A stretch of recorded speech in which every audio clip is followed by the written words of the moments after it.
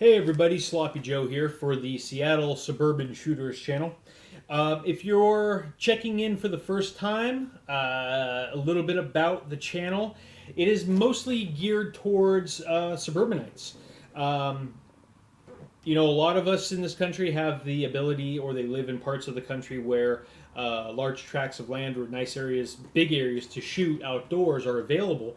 But a lot of us also live in the cities, in suburbia, and we may have to travel a little bit to get to those areas. But that doesn't mean that we're not enthusiasts, collectors, shooters, and just flat out people who enjoy the sport of shooting and having fun with it. So now you've kind of been slightly familiarized, I have to give a quick shout out to the shop where I picked up the subject of today's topic. Um, this came from AIM Surplus, and it was transferred to a local dealer that I've never dealt with. They're called Second Amendment Industries or 2A Industries. They're located in Bellevue, Washington. And for those who don't know, you have Seattle, and then you have Lake Washington, and then just across the lake is Bellevue. So it's about 10 minutes away. They're a small up-and-coming shop. I have no affiliation with them. They don't pay me. I've never heard of them until today. And the only reason I know about them is because I checked on AIM's website where I wanted my purchase to go. And they were fairly close to home for me.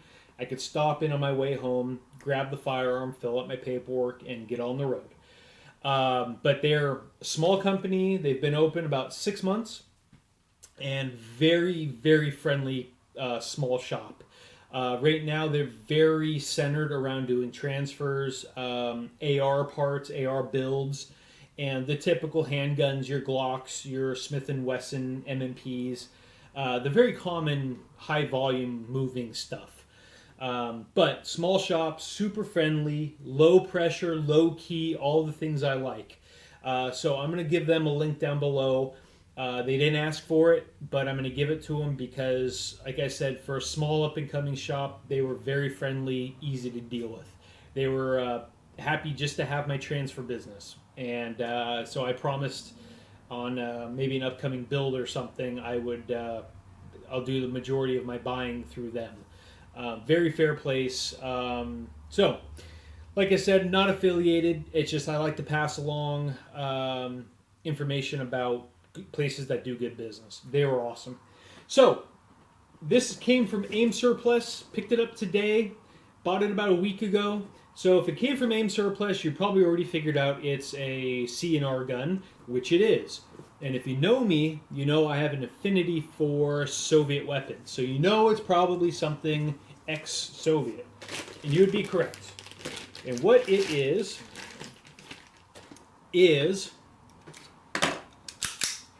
Polish Radom P64 Circle 11. And this was advertised from AIM as a excellent condition firearm. And I will tell you, because this video is a out-of-the-box initial impressions review, I have not fired it yet. I'll do a full review after I've had a chance to live with it on a range for a day, carry it for a little while. But just out of the box, it is excellent condition. The bluing around the muzzle is perfect. Let me set my focus. There we go. So you can see the bluing around the muzzle is fine quality, very nice. The engraving, you have your serial number, date stamp 1970, and then the Circle 11, which designates Radom as the factory. If it was Bulgarian, it'd be Circle 10. And then on the flip side, you have your, let me get the zoom or the focus, there we go. You have your 9mm P64 9x18, the city of Poland, where it was made. And then on the very top line, you have PW Arms, Redmond, Washington.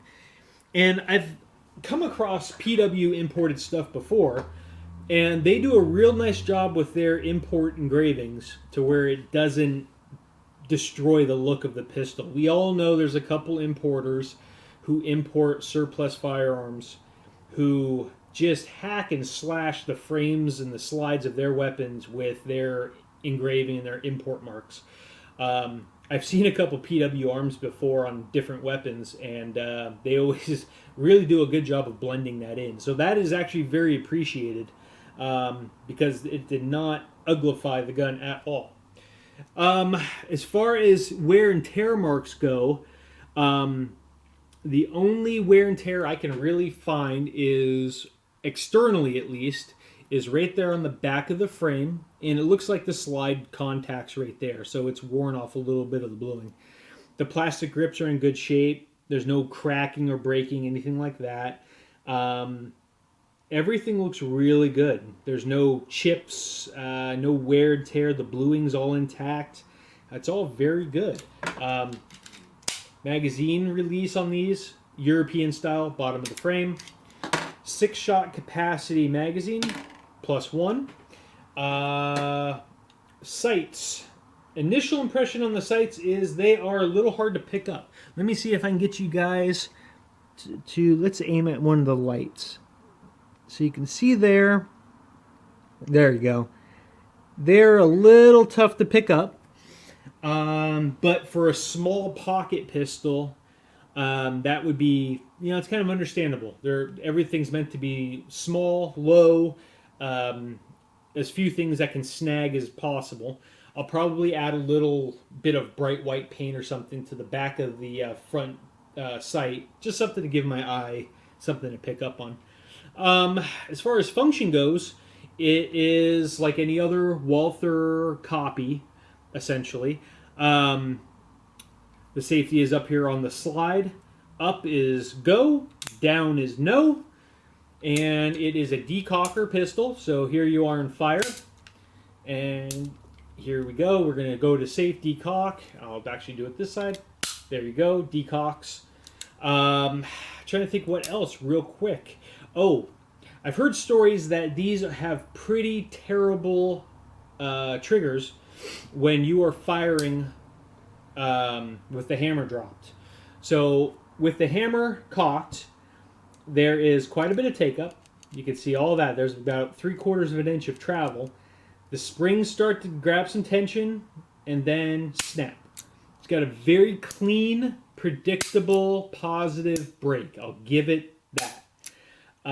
But with the hammer dropped, if you want to pull this trigger, you better have been doing some forearm workouts, because it is probably 25, 30 pounds of pull. I'm going off my gut on that. But I tell you what, I work out every day, and my forearms, I can feel the muscles in my forearms working to pull that trigger. I mean, it's like pulling a 50-pound weight through wet sand. It's heavy, it's gritty, it's not good. But with the hammer dropped, it's very crisp, very clean, very predictable. So there's a good thing, good and the bad, and the positive and the negative. The positive is the trigger feels pretty good when cocked. The negative is it doesn't when the trigger's down. So moving on from that. And like any other, this is essentially a Walther PPK copy. So if you're familiar with the Walther PP lines, basically this is almost a duplicate of that pistol, and it just shoots the Russian 9x18mm round. To break down, you just drop the trigger guard, you move it over to the side, left or right, pull the slide back, lift, go forward, and it comes apart just like that. As far as wear and tear goes on the inside, it's actually in very good shape. The machining is pretty good. It's Soviet standards, but it's good. Let's show you guys some wear and tear in there. Let's see. So you can see where the slide is, it's ridden against the top of the frame, probably also against the top of the magazine, the rounds, whatever. But overall, it's in very good shape. Same goes for the inside of the frame. You can see there, very minimal wear and tear. Everything's in very good shape. Let's see if I can get you guys. The bore was shockingly clean. I have not touched the bore at all. I haven't swabbed it, oiled it, anything. It's got a light coat of oil, but it is shiny. There's no rust, no pitting.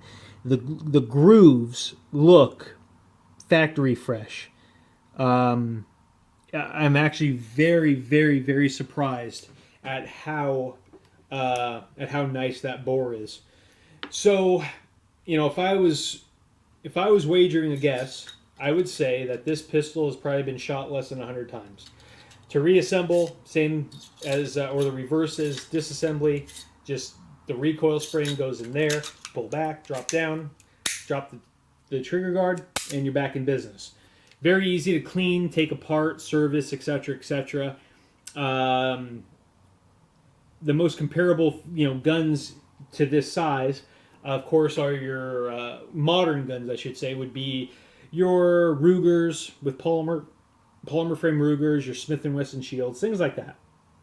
I like the 9x18 round. I've got a real love for it because it is cheap. It does pack some punch. It probably, I'd say, it falls in between a 380 and a full 9mm. Power-wise, kind of falls right in between the two of those. You can get, of course, your Russian steel ball ammo. I will be carrying a Hornady hollow point in this because this will be my 75% gun. And when I say 75%, I mean I'll be carrying this 75% of the time.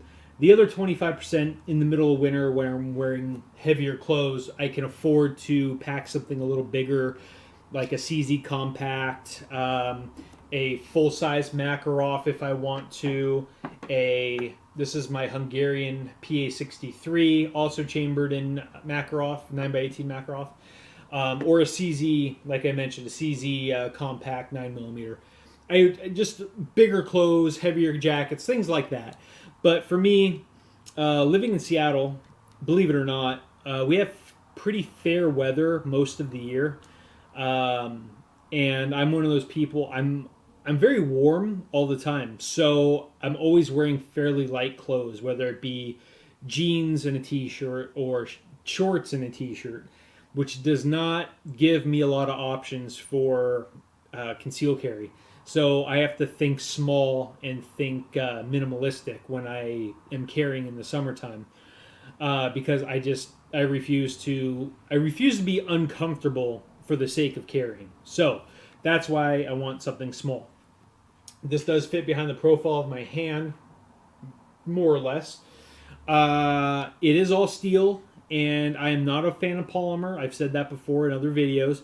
And I've said it, if all else fails, I like having a chunk of metal in my hand, so if I need to, I can bludgeon somebody with it, versus having a piece of plastic with a metal frame.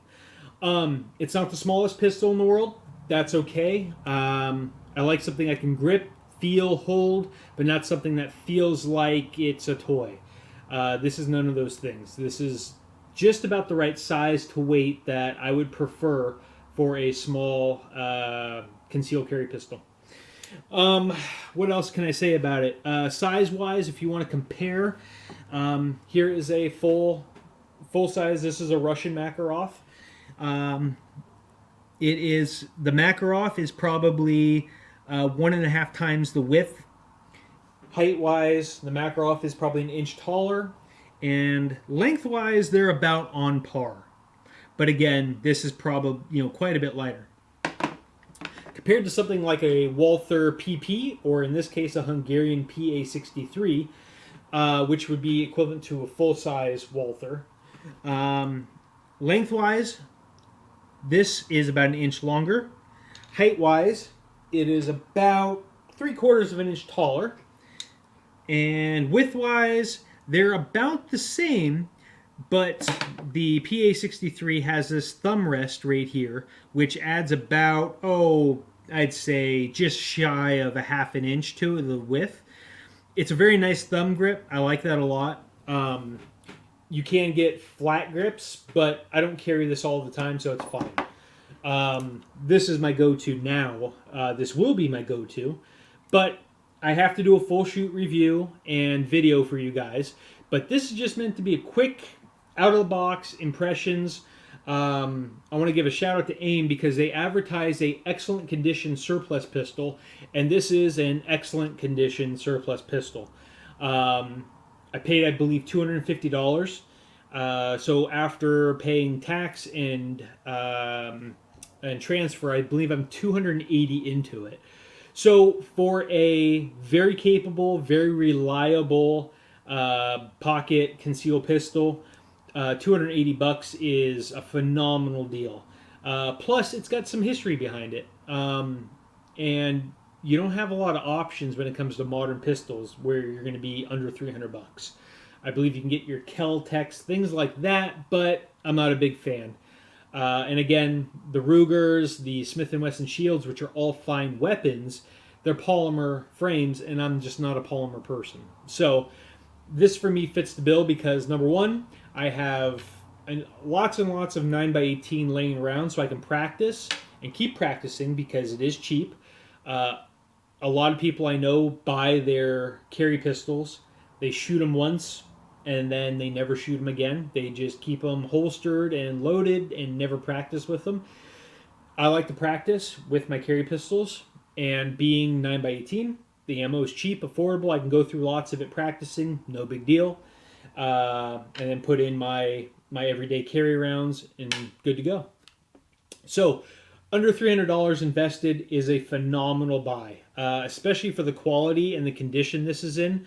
There's no reason why I can't shoot this, enjoy it, carry it, pass it on to my kids if and when that happens.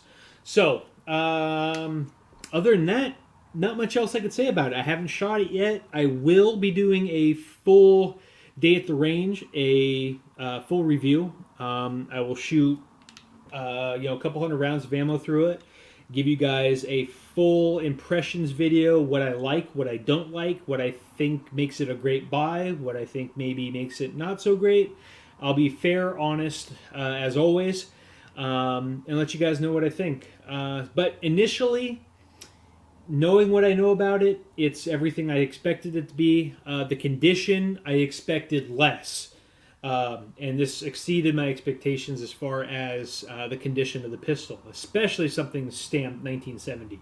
So that was very pleasant to find when I took it out of the box.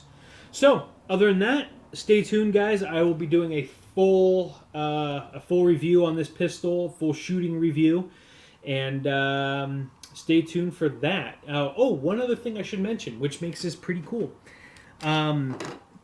Right here on the back of the slide, it's got a loaded chamber indicator. So when there's a loaded chamber, that little metal dot you see there, it sticks out just enough that with your eye, it's a nice visual indicator that you are either picking up a chambered or a non-chambered firearm, which is very cool, especially for something I'm going to carry every day. If I happen to put it down at home, for whatever reason, maybe my wife does something with it, maybe she unloads it, whatever. Hey, that way I always know what's going on with it.